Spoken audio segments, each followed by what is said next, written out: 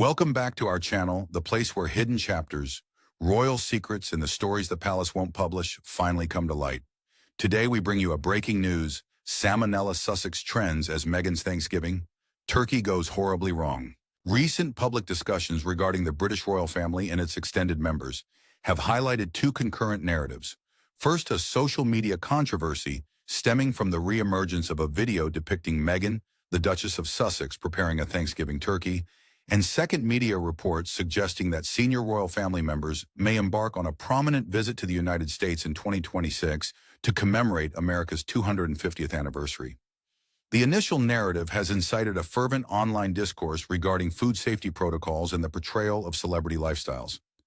The subsequent account provokes inquiries into diplomatic symbolism, established protocols for state visits, and the distinction between working and non-working royals in the execution of official responsibilities. Collectively, these two aspects elucidate the intersection of individual behavior and institutional rituals in influencing public perceptions of the monarchy and its representatives, as well as how media ecosystems amplify both everyday actions and formal governance into subjects of public discourse. The footage of turkey preparation that sparked the recent social media uproar is not newly created content. It originates from 2016, a period when Meghan Markle was primarily known for her portrayal of Rachel Zane on the television series Suits, and for managing a lifestyle website named The Tig. The blog, operational from 2014 to 2017, covered a wide range of topics: culinary arts, travel, fashion, and personal insights, establishing Markle as a tastemaker and lifestyle influencer before her marriage into the royal family. The turkey segment seems to have been designed as educational seasonal content for her blog followers and was also showcased on prominent television programs like The Today Show, indicating her increasing public prominence as a domestic lifestyle figure and media personality prior to her formal royal engagement. The clip depicts Markle in a kitchen seasoning and manipulating a big raw turkey as part of the roasting preparation procedure. The recorded section was designed to be accessible and educational for viewers preparing for Thanksgiving, a brief, straightforward demonstration targeted for home cooks seeking uncomplicated advice in anticipation of a common family gathering. Recently, when the footage re-emerged and circulated on platforms such as X, formerly Twitter, Instagram, and TikTok, it faced rigorous examination. Commentators and several social media users, including some identifying as professional chefs, home cooks, and food safety advocates, concentrated on particular observable elements of her approach, contending that they violated well-recognized food safety protocols. A primary focus of criticism in the online response pertains to the donning of multiple rings, while directly manipulating raw poultry. In the video, Meghan is observed donning multiple rings while massaging seasoning into and beneath the turkey's skin. Critics highlighted that rings, particularly those featuring settings, prongs, and crevices, can act as reservoirs for bacterial retention. They identified prominent pathogens typically linked to raw poultry, specifically Salmonella and Campylobacter, and proposed that these microorganisms could adhere to jewelry and prove challenging to eliminate even with standard hand washing. Concerns articulated in numerous comments indicate that residual bacteria on rings could promote cross-contamination, transmitting pathogens from raw poultry to other food utensils and kitchen surfaces, thereby heightening the risk of foodborne illness. Responses varied from calculated counsel to incisive mockery. Several users shared links to public health guidelines from pertinent authorities, highlighting the recommendation to remove jewelry prior to handling raw meat. Others devised scornful epithets linking the Duchess to a bacterial menace, such as a derogatory term referencing Salmonella, highlighting the fervor of the online backlash. In addition to the jewelry, commentators raised overarching concerns regarding hand washing and hygiene practices that were not evident in the edited segment. While it is impossible to ascertain from the footage whether Ms. Markle adhered to recommended cleansing protocols off camera, the visible actions led some viewers to infer that the overall methodology portrayed in the clip lacked the meticulousness expected for safe food preparation. Several opponents linked the turkey video to other public photos and media representations of the Duchess, utilizing previous content as contextual evidence to construct a more extensive narrative regarding domestic standards. Some commentators cited scenes from the 2022 Netflix documentary Harry and Meghan suggesting that the portrayal of the couple's domestic life in the series did not correspond with their personal standards of cleanliness.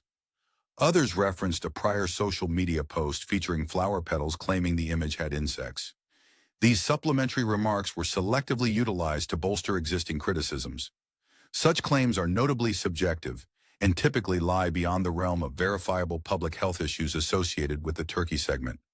In the realm of social media discourse, many components are often amalgamated to formulate extensive critiques of public people.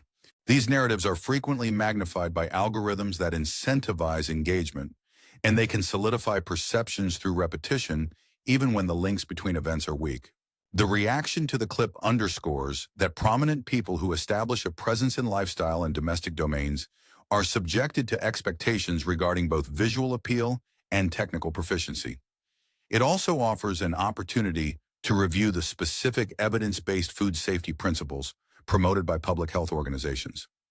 Organizations such as the United States Centers for Disease Control and Prevention, CDC United States, the Department of Agriculture USDA, and the United Kingdom's Food Standards Agency FSA offer a uniform set of guidelines aimed at mitigating the risk of foodborne illness, especially in the handling of raw poultry. These guidelines focus on a limited number of fundamental activities that have been empirically associated with decreased cross-contamination and infection risk. Hand washing is highlighted as the most effective and universally endorsed method to mitigate the transmission of pathogens in kitchen settings. Health authorities advise washing hands with soap and warm water for at least 20 seconds prior to and following contact with raw meat, poultry, and eggs. Recommendations generally advocate for comprehensive cleansing that encompasses the dorsal surfaces of the hands, the interstitial areas between the fingers, and the regions behind the fingernails. The reasoning is clear: germs transferred from raw protein to hands can readily spread to other surfaces, utensils, and foods if hand hygiene is not meticulously maintained. Public health campaigns have traditionally depended on the 20-second rule as a behaviorally achievable standard that markedly decreases microbial load on the skin when executed properly. Secondly, the removal of jewelry is explicitly recommended by food safety authorities. The USDA and analogous organizations warn that rings, bracelets, and watches create microenvironments where bacteria can survive even post-hand washing. Professional food service standards often require the removal of most jewelry, and institutional hand hygiene protocols often direct food workers to avoid wearing things that hinder effective cleansing. The existence of setting stones or fissures in rings produces surfaces that are challenging to cleanse by conventional hand washing, hence elevating the likelihood that infections will persist and be transmitted during food preparation. Training materials for commercial kitchens consistently illustrate that microorganisms can persist beneath rings despite multiple scrubbing cycles. Consequently, numerous hospitality establishments implement no jewelry policies or mandate that employees wear simple, easily sanitized bands if any ring is necessary for cultural or personal reasons. Third, the prevention of cross-contamination is a fundamental principle of safe food handling. This principle involves implemented practices and kitchen organization techniques that maintain physical and temporal separation between raw and ready-to-eat meals. Standard protocols encompass the utilization of specific cutting boards, plates, and utensils for raw meats, the thorough cleaning and sanitization of surfaces and tools that have been in contact with raw poultry, the prohibition of returning cooked foods to containers or plates that previously contained raw ingredients, and the meticulous sequencing of tasks to ensure hand washing occurs after handling raw poultry and prior to engaging with other foods or equipment. Explicit methods such as employing color-coded cutting boards or utilizing disposable gloves exchanged between tasks further exemplify practical approaches to implement the idea of separation. For households who cook large roasts or many dishes, simultaneously organizing the sequence of actions and assigning specialized preparation locations can significantly mitigate the danger of unintentional contamination. Fourth, comprehending the biology and hazards linked to certain infections elucidates the significance of these procedural guidelines. Salmonella is a genus of bacteria that is one of the primary causes of foodborne illness in numerous nations. It is typically linked to uncooked poultry, eggs, and unpasteurized dairy products. Upon ingesting food contaminated with salmonella, an individual may contract salmonellosis, an infection characterized by symptoms including diarrhea, fever, abdominal cramps, and vomiting. Most healthy adults recuperate from salmonellosis within approximately 1 week without specialized medical intervention. However, the illness can be severe or potentially fatal for more vulnerable groups, including young children, elderly individuals, pregnant women, and those with weakened immune systems. The principal technique for inactivating salmonella in poultry is comprehensive cooking. The USDA advises that poultry attain an internal temperature of 160 Fahrenheit, 74 degrees Celsius, to guarantee the elimination of potentially harmful bacteria. Campylobacter is a prevalent pathogen associated with poultry-related illnesses. It can induce campylobacteriosis, which manifests gastrointestinal symptoms, and in rare instances may result in severe complications such as Guillain-Barré syndrome. Both Salmonella and Campylobacter exhibit resilience, enabling them to persist on surfaces and in sheltered crevices for durations sufficient to facilitate transmission to other foods. The precise survival duration is contingent upon environmental factors, substrate composition, and humidity. However, research in food microbiology highlights that bacteria can endure on stainless steel, plastic, and even human skin, or beneath fingernails sufficiently long to pose a cross-contamination risk if hygiene protocols are inadequate. Concrete instances of cross-contamination hazards may elucidate how these ostensibly minor oversights can yield significant repercussions. Envision a situation where an individual manipulates a raw turkey while adorned with rings and subsequently, without removing the rings or properly sanitizing their hands, utilizes the same cutting board to chop vegetables intended for a salad. Bacteria confined within the ring settings or transmitted to the skin may be transferred onto the veggies. If the salad is presented uncooked, the pathogens persist and may be ingested by consumers of the dish. Using the same basting spoon for both raw and partially cooked turkey without adequate cleaning or returning cooked flesh to a platter that previously contained the raw bird are common culinary errors that can allow pathogenic bacteria to contaminate food meant to be safe. The transmission of infections within a household is a tangible issue. Outbreaks of foodborne illnesses are often linked to residential kitchens, where insufficient separation and hygiene facilitate the proliferation of organisms across meals. The controversy generated by the film is thus rooted in established public health guidelines and is not simply a case of aesthetic or lifestyle criticism. This illustrates the heightened expectations placed on public personalities who opt to showcase skill in domestic settings, particularly when they aim to promote a lifestyle brand or establish themselves as authority in food entertainment and home management. A noticeable failure to comply with established safety measures can be perceived as detrimental to credibility.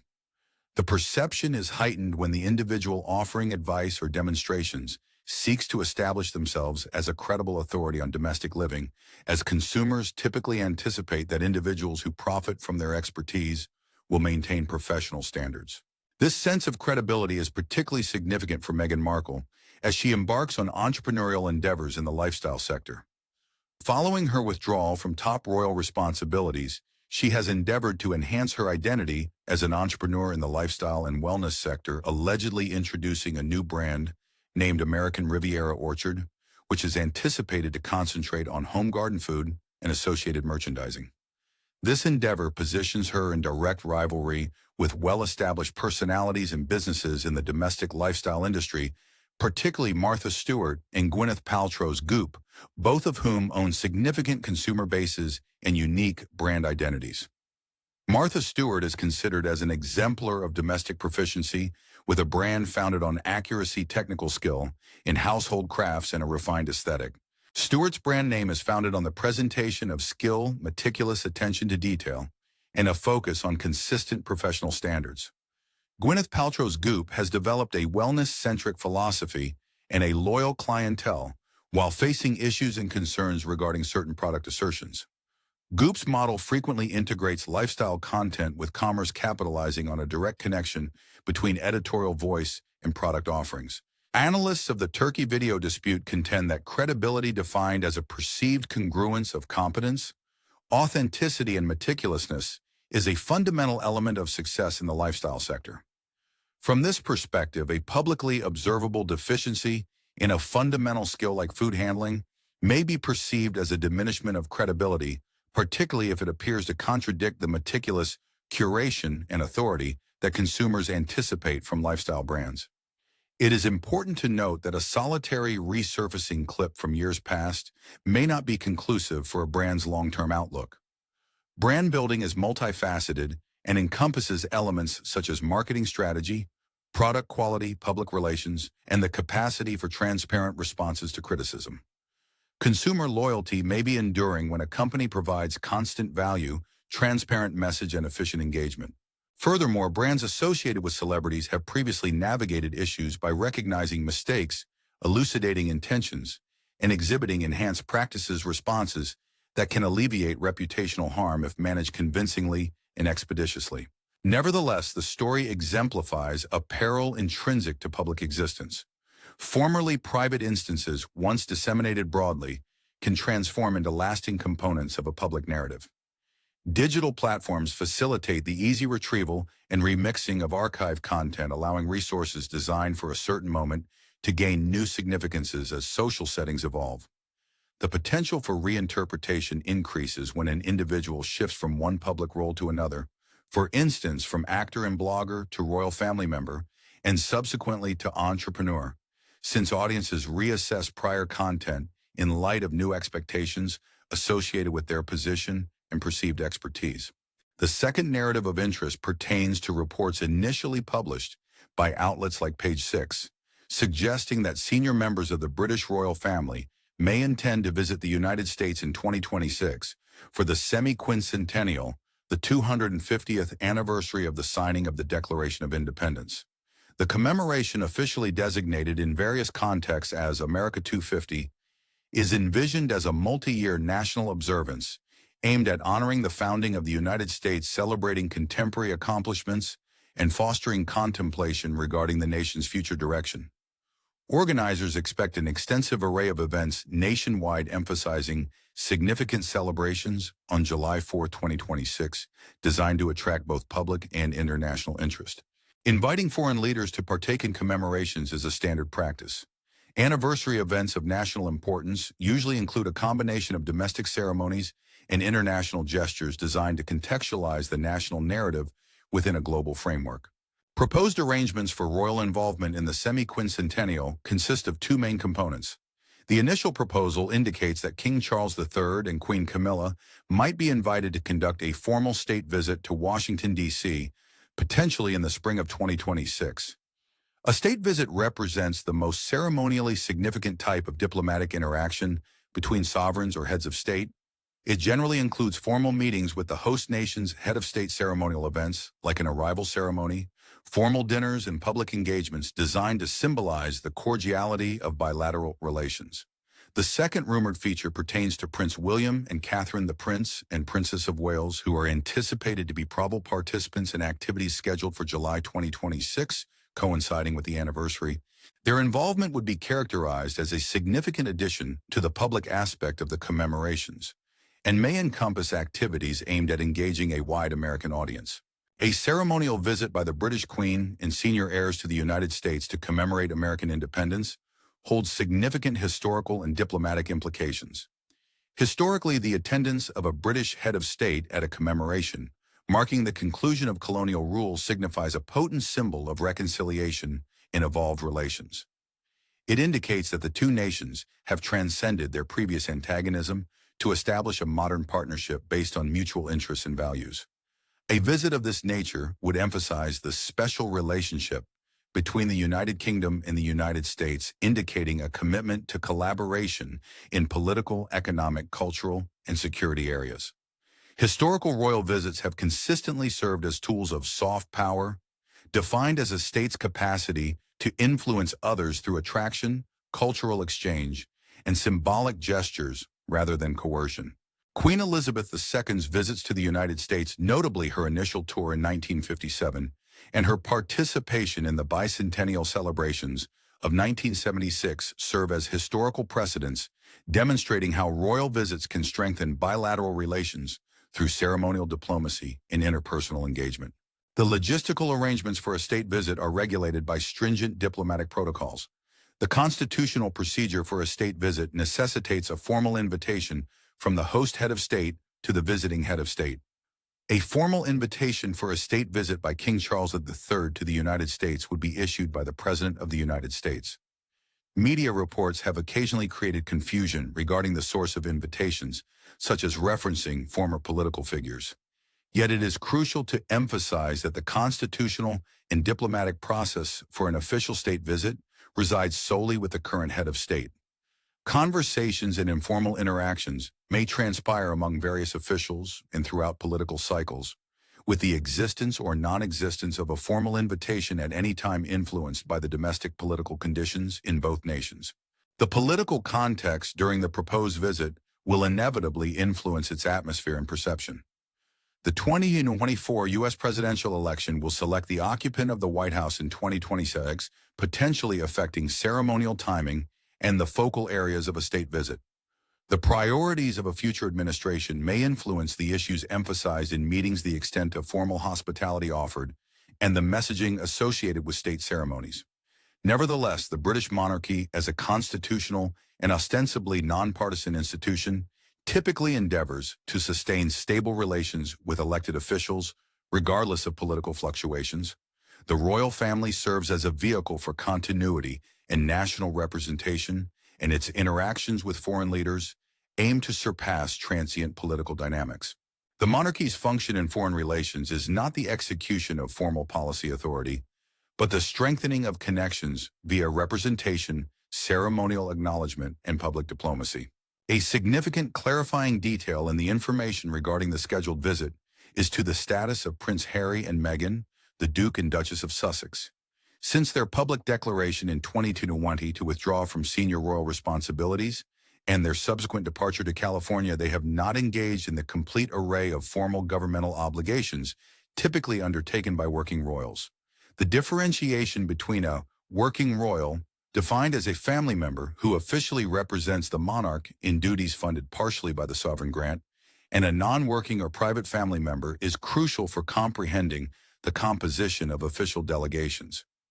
Prince William and Princess Catherine, the Prince and Princess of Wales, are senior working royals following the King and Queen and regularly represent the Crown at state and public events. In contrast, the Duke and Duchess of Sussex, having surrendered specific official duties and the use of the titles His/Her Royal Highness in an active role, are regarded as private people concerning state representation. They maintain their ducal titles. However, they do not function as official representatives of the United Kingdom as working royals do. Thus, based on the reporting and commonly accepted practice, they would not constitute an official UK delegation for a state visit or any formal diplomatic engagement associated with the semi-quincentennial. This exclusion is generally justified as compliance with procedure rather than personal hostility. Official participation in state delegations is determined by institutional positions and obligations rather than personal connections. The Duke and Duchess may attend events in the United States privately for the anniversary or receive invitations from non-governmental organizers. However, such attendance would differ from the formal participation associated with an official state visit by working royals. Private attendance would likely be characterized as personal rather than as a representation of the Crown and would not possess the same diplomatic significance as official participation. Collectively, the two narratives, one stemming from a viral social media discourse on domestic affairs, the other from the intricacies of high-level ceremonial diplomacy, demonstrate the diverse roles the royal family occupies in both quotidian cultural dialogue and formal international relations. The re-emerged Turkey film illustrates how commonplace personal actions, when recorded and disseminated publicly, can serve as catalysts for discussions over public health, individual credibility, and the validity of lifestyle authority. It underscores the ongoing assumption that public personalities who portray themselves as authorities in domestic matters will adhere to established norms of practice, with deviations from these standards potentially resulting in reputational costs. Concurrently, reports of a possible royal visit to the U.S. emerged. The semi-quincentennial underscores the enduring symbolic significance of monarchy in international relations. A state visit by the British head of state and prominent royal family members would exemplify soft power and ceremonial diplomacy, publicly showcasing the lasting bond between two nations with profound historical connections.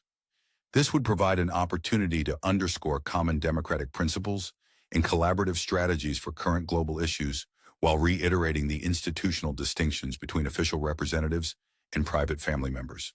The organization and implementation of such visits necessitate considerable logistical security and diplomatic coordination beyond mere symbolism.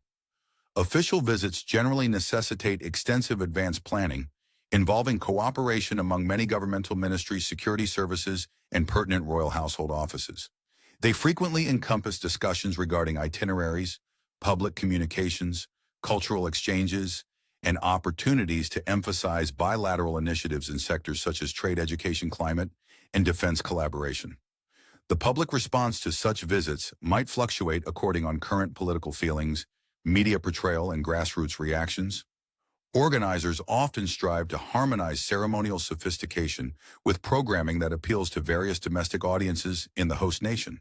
These narratives highlight the dual nature of modern royal visibility. Private actions, whether domestic or digital, are subject to public scrutiny and amplification, while institutional responsibilities can generate impactful diplomatic moments that extend beyond mere ceremonial display. The interaction between the human and institutional aspects of the monarchy continues to influence the interpretation and assessment of the royal family globally. Digital archives make the past continuously accessible, while ceremonial diplomacy serves as a means of international communication. Consequently, the royal family's public image will be shaped by both personal insights and the structured performance of state affairs, each presenting distinct challenges and opportunities for influence, reconciliation, and reputation management. Thank you for watching the video. Please let us know your thoughts, and goodbye for the time being.